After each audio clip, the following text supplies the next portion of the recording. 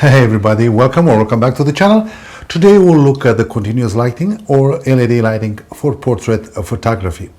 We're gonna look at a couple of setups, and one I'm gonna use just LED lights, and I wanna use the tube lights because tube lights are very affordable.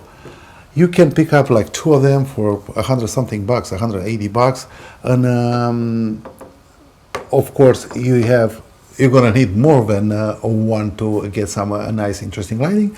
But because you can mix LED and strobes, I will show you how I did a thumbnail for this video where I mix the LED lights with the strobes, and they just give you more opportunities and open up your creativity for a more interesting shot. So without any further ado, let's jump on in and look at these lighting setups. For this lighting setup, I'm using 3 tube lights. I don't have to use light modifiers with this type of lighting because they have a nice soft with a hard edge light. It's very interesting lighting, and also the way I put them together right now on this triangle shape, we're going to create a nice triangle highlights in the eyes of my subject, and I think it creates more interest. They are very easy to set up because you're going to dial in one by one. I have the one here on my right is my main light. The one on the left side, it is the fill light, and of course I have one in the bottom just to kick in some light to open up the shadows under the chin of my subject. And of course it's going to be very easy to establish your exposure with your camera because this is continuous light.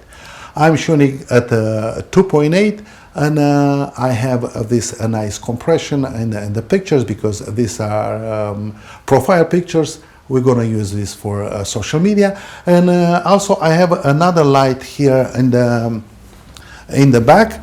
I just want to blow out the background to achieve that nice high key effect. We're going to invite Leo here, and we're going to take a couple of pictures. Right away you get your confirmation that the exposure is right. I can see how nice is the transition between the highlights and shadows. I'm gonna take just a picture to make sure everything is right. I like the highlights in the eyes and the skin tones. When you're taking high key portraits, you got to make sure that you still maintain some color density in the skin tone. And right now I like what I see. The background is blown out. The skin tone looks really good. I set up the color temperature on all the lights to be 5600. The same way I set up my white color balance in the camera. But as a precaution, it's good to take a gray card shot during the session so you can color balance everything in post later to make sure you have the same white color balance throughout the shoot. These lights are rated for 100 watts. That is the manufacturer specs. There can be around that power output, but I think they are less. Regardless, you can shoot a pretty good speed using this kind of light, and you always can increase your ISO. Don't forget, right now all the cameras are very capable of shooting at a high ISO because in any editing software right now you have noise reduction options, which are gonna clean your pictures really good. For the thumbnail of this video, I use a combination of continuous light and strobe.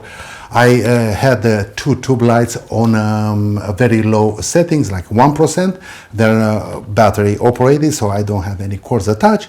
And also I changed the color to red. These are full RGB color lights, so I can adjust any color I want. And for my flash, I'm using the Profoto 810 with the angular 24-inch softbox. This is going to be the light are going to freeze the motion, or going to have a nice sharp exposure on my face, but I will have the shutter speed on my camera at a quarter of a second, and I'm going to spin these lights around, and I'm going to create a motion blur, and the flash will just going to have a nice sharp exposure on my face. The exposure on the flash, I adjusted first. You know, the shutter speed doesn't affect the output of your strobe. I just took a couple of shots and I start with ETTL. I have to dial it down a couple of notches to get the exposure what I like on my face, a little bit dark, and after that I was good to go. The continuous lights, they're affected by shutter speed and f-stop. Your strobe is only affected by the f-stop and ISO, of course, but we keep the ISO consistent at 100, and the f-stop it's affecting the strobes, but the shutter speed has no influence on the power output of your strobe. And having these lights moving at high speed, the faster you move the lights, the more blue trail you're gonna have in the final picture. This is not a sponsor video, and all these lights I purchased with my own money, and the brands are not important, like always. You can use any brands you want, and just look what you have for your budget, what it fits your needs, and what you want to plan on shooting. Do not just go and buy stuff because somebody's using it or somebody is telling you how good it is, unless you have a need for it. I hope you guys enjoyed this video. Please check out my channel for more lighting tutorials and gear reviews. Please like, subscribe, and hit that bell button to get notification when we publish new videos. I hope you guys have a good day, happy shooting, and I'll see you next time.